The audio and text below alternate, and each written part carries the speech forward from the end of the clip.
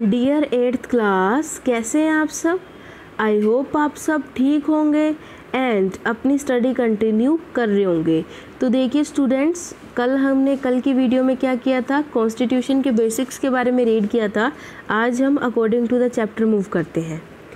When it become certain then India would soon be an independent sovereign nation. Our leader decided that a free India would adopt a democratic system of governance. मतलब क्या है कि जब ये fix हो गया कि India क्या है, एक इंडिपेंडेंट कंट्री बनने जा रहा है, तो जो हमारे लीडर्स हैं उन्होंने डिसाइड किया कि इंडिया को क्या है, एक परफेक्ट गवर्नेंस सिस्टम भी चाहिए ताकि जो उसकी गवर्नमेंट है वो ढंग से क्या कर सके, रोल प्ले कर सके, वो एक ढंग से रोल मॉडल भी बन सके। 10 ईयर बिफोर 1947, तो 1947 से पहले प्रिपरेशंस और क्या हो रही थी, ड्राफ्टिंग हो रही थी, यानी कि डिटेल्स तैयार हो रही थी कि कैसे गवर्नेंस जो है इंडिया का वो चलेगा। More than 2 years 11 months later the final draft of Indian Constitution was ready. Around मैंने आपको बताया था अराउंड कितने टाइम लगा था, 3 years लगे थे, और अगर परफेक्ट डाटा हमें चाहिए तो वो लगे थे 2 years 11 months and 18 days लगे थे टोटल। ये जो फ्रेमवर्क है, ये जो फाइनल ड्राफ्ट है हमारा इंडियन कॉन्स्टिट्यूशन बनने में, ठीक है। In this lesson we shall develop upon the basic characteristics of Indian constitution. इस चैप्टर में हम हमारे बेसिक करेक्टरिस्टिक्स पढ़ेंगे, इंडियन कॉन्स्टिट्यूशन की बेसिक चीज़ें क्या हैं, इन सब चीज़ों के बारे में हम रीड करने वाले हैं।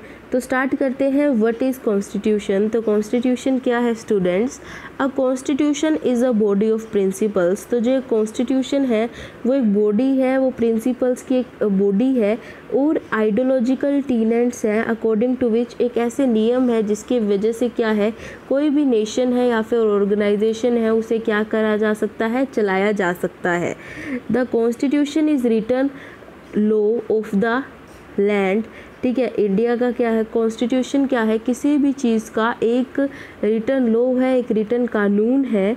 The governance of a country is carried out on the basis of the provision content in the constitution. और जो ये गवर्नेंस सिस्टम है इंडिया का या फिर किसी भी कंट्री का जिसके पास कॉन्स्टिट्यूशन है, तो वो सब कहाँ लिखा होता है, कॉन्स्टिट्यूशन में लिखा होता है कि कैसे उस कंट्री को गवर्न किया जा सकता है, कैसे उस कंट्री को चलाया जा सकता है। Hence, the constitution of a country lays down certain basic and inviolable rules that both the government and people have follow।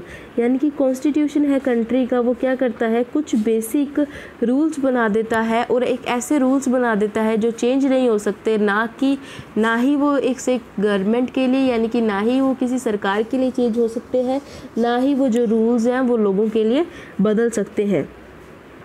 It defines the power of the organs of the government. ये क्या define करती है, यानी कि जो government के organs होते हैं अलग अलग, वो उनके पास क्या पावर है, वो अपनी पावर को कैसे यूटिलाइज़ करेंगे, कैसे इस्तेमाल करेंगे। ठीक है। It also define the relationship between the various organs of the government and ये भी बताती है कि क्या रिलेशन रहेगा गवर्नमेंट के अलग अलग ऑर्गन्स के बीच में, कैसे वो लोग पावर शेयर करेंगे और कैसे वो सिटीजन्स के साथ अपनी पावर को बताएंगे। ठीक है, कैसे सिटीजन्स की भलाई के लिए भी इस पावर का यूज़ करेंगे। A constitution is supreme in a democratic country. किसी भी डेमोक्रेटिक नेशन के लिए जो कॉन्स्टिट्यूशन है वो क्या होता है, सबसे ज़्यादा ज़रूरी और सबसे बड़ा होता है, क्योंकि वही उस कंट्री की वैल्यूज़, उस कंट्री की मान्यताओं के बारे में बताता है।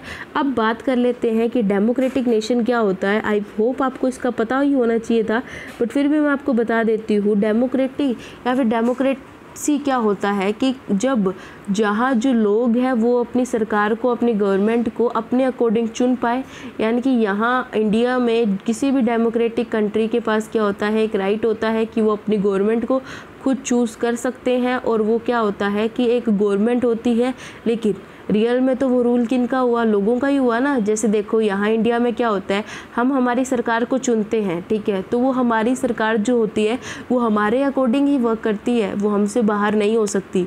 ठीक है। वो जो भी वर्क करेगी वो हमारी भलाई के लिए होगा और हमारे द्वारा किया गया ही होगा, ठीक है, क्योंकि गवर्नमेंट किसने बनाई है, हम ही ने बनाई है।